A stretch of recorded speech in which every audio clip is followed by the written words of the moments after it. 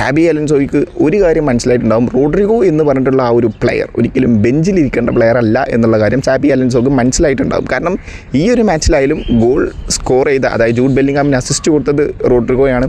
Kylian എംബാപ്പയ്ക്ക് penalty കിട്ടാൻ കാരണം റോഡ്രിഗോയാണ്. റോഡ്രിഗോൻ്റെ വക ഫ്രാങ്ക് ഗാർസിയയ്ക്ക് തുടക്കത്തിൽ നല്ല കിടിലൻ ഒരു ത്രൂ ബോൾ ഉണ്ടായിരുന്നു. അങ്ങനെ മൊത്തത്തിൽ റോഡ്രിഗോ ഓൾ ഇൻ ഓൾ ഒരു കിടിലൻ പെർഫോമൻസ് ആണ് ഈ ഒരു മാച്ചിൽ, സെവിയ്യക്കെതിരെ ഈ ഒരു മാച്ചിൽ പുൾ ഓഫ് ചെയ്തത്.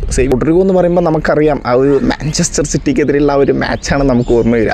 റോഡ്രിഗോയെ സംബന്ധിച്ചിടത്തോളം ഒരു ഐക്കോണിക് ആയിട്ടുള്ളൊരു മാച്ച് അവിടെ ഉണ്ട്. സോ അങ്ങനത്തെ ഒരു ക്ലാസ് ഉള്ള ഒരു പ്ലെയറെ ഒരിക്കലും ബെഞ്ചിലിരുത്തേണ്ടതല്ല എന്ന് സാബി അലൻസോക്ക് മനസ്സിലായിട്ടുണ്ടാവും എന്നാണ് ഞാൻ ഉദ്ദേശിച്ചത്.